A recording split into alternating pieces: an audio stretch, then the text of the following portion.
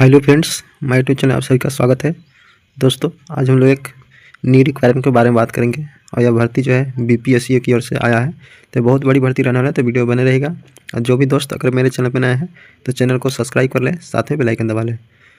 संपूर्ण जानकारी इस वीडियो में आपको देंगे, तो ये खास करके जो भी फॉर्म भरेंगे उनके लिए वीडियो इम्पोर्टेंट रहने वाला है। यहाँ पर आपको दिख रहा होगा बिहार लोक सेवा आयोग बीपीएससी।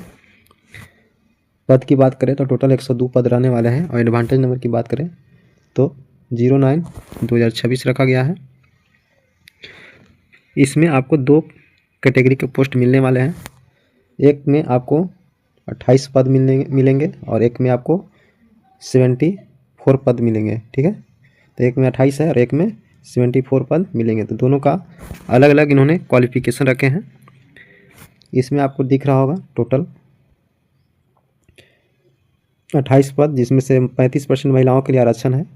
तो महिलाएं की सीट टोटल बात करें तो टोटल 8 को है। ठीक है, इसमें जनरल का 18 सीट रहने वाले हैं और ईडब्ल्यूएस के लिए 3 सीट है, एससी के लिए 1 सीट है।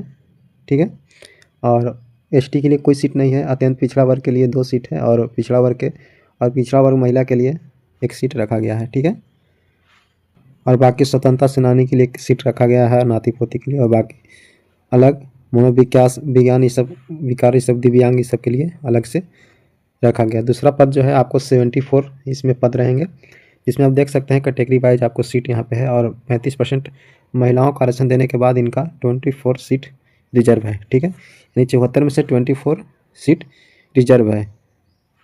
बाकी स्वतंत्रता सेनानी नाती पोता के लिए 1 सीट इसमें इन्होंने इंक्लूड किया है। अब इन्होंने बताया है कि वेतनमान आपको, इन्होंने फिर एक चीज़ और नोटिस यहाँ पे कीजिए। इन्होंने नोटिस में लिखा है कि जो भर्तियाँ हैं, सीट जो हैं बढ़ाई घटाई जा सकती है। ये डिफिनिट नहीं है, हो सकता है सीट बढ़ भी जाए, लेकिन इन्होंने मेंशन किया है कि सीट की संख्या बढ़ या घट सकती है। वेतनमान की बात करें तो आपको 2800 ग्रेड पे लेवल 5 का जॉब रहने वाले हैं और जब आपको ज्वाइनिंग होगा तो उस समय लगभग 50,000 के आसपास से आपको सैलरी स्टार्ट होगा। तो बहुत अच्छी सैलरी इसमें आपको मिलने वाले हैं। तो इस फॉर्म को ज़रूर भरिएगा। योग्यता की बात करें तो वाणिज्य, अर्थशास्त्र, सांख्यिकी, मैथमेटिक्स किसी भी एक विषय में मान्यता प्राप्त विश्वविद्यालय से ऑनर्स पेपर होना चाहिए। अब क्वालिफिकेशन इन्होंने मांगा है। क्या ये फॉर्म सभी कोई भर सकते हैं? नहीं फ्रेंड्स, सभी नहीं भर सकते हैं। इसमें कुछ लोगों को ही एंट्री दिया गया है, क्योंकि कुछ ऑनर्स इन्होंने मांग दिया है। जैसे कि ऑनर्स पहला मांगा है वाणिज्य में, अर्थशास्त्र में, सांख्यिकी में, मैथमेटिक्स में। इन सभी से अगर आप ऑनर्स ग्रेजुएशन किए हुए हैं तो आप आसानी से इस फॉर्म को भर सकते हैं। ठीक है, उम्र सीमा की बात करें तो अगर आपका उम्र 1 अगस्त 2025 तक अगर न्यूनतम 21 वर्ष हो चुका है तो इस फॉर्म को ज़रूर भर सकते हैं। इसमें आपको पहले ही बताएं कि इसमें 2 कैटेगरी का फॉर्म है।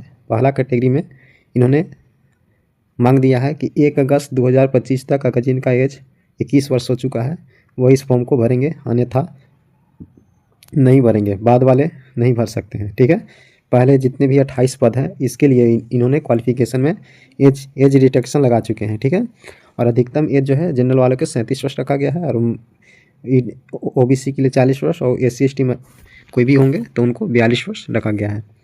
अब इन्होंने तालिका बी बताया है कि तालिका बी में आपको बताया कि 74 पद हैं, तो इसमें इन्होंने अलग क्वालिफिकेशन और एज कैटेगरी रखा गया है।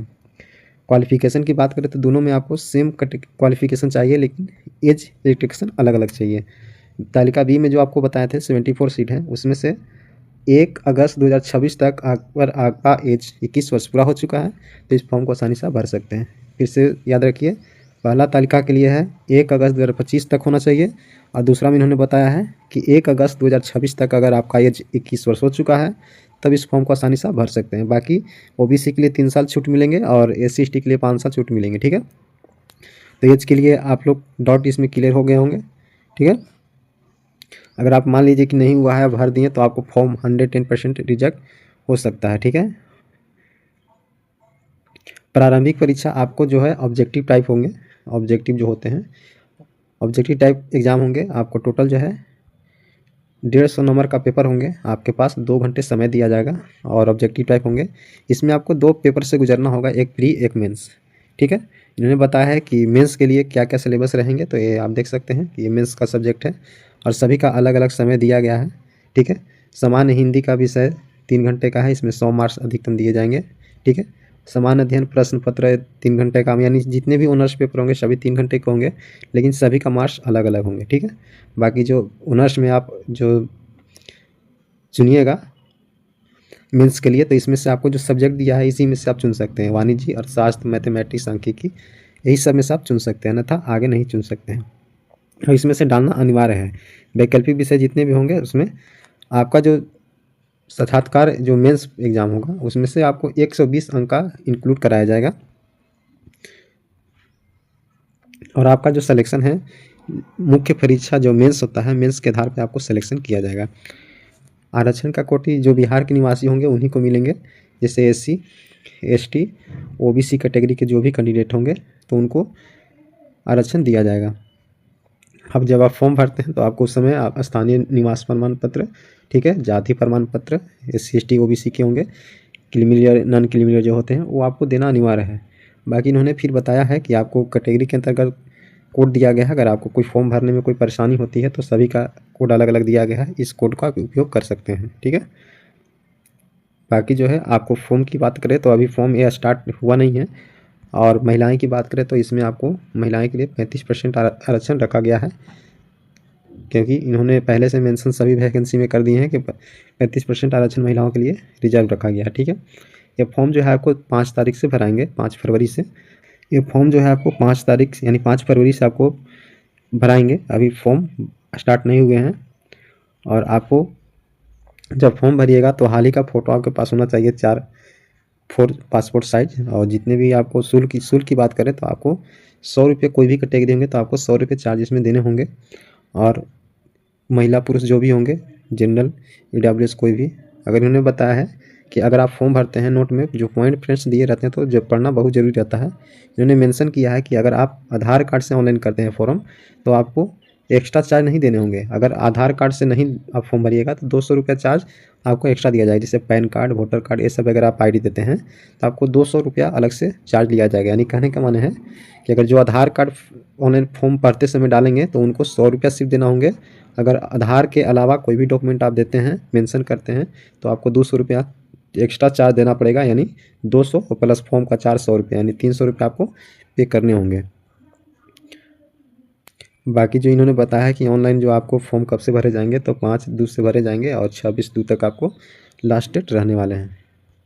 बाकी जो है आप फॉर्म भरिएगा तो हार्ड कॉपी जो आपको मिलेंगे वो आपके रखना होगा जब तक कि आपका एग्ज़ाम कंडक्ट नहीं हो जाए। और फॉर्म जो है आपको OTR के माध्यम से करना है। अगर जो भी पहले BPSC का फॉर्म भरे हैं तो उनको न्यू रजिस्ट्रेशन करने की कोई ज़रूरत नहीं है, उसमें भी आप कर सकते हैं BPSC के अकाउंट के अकॉर्डिंग।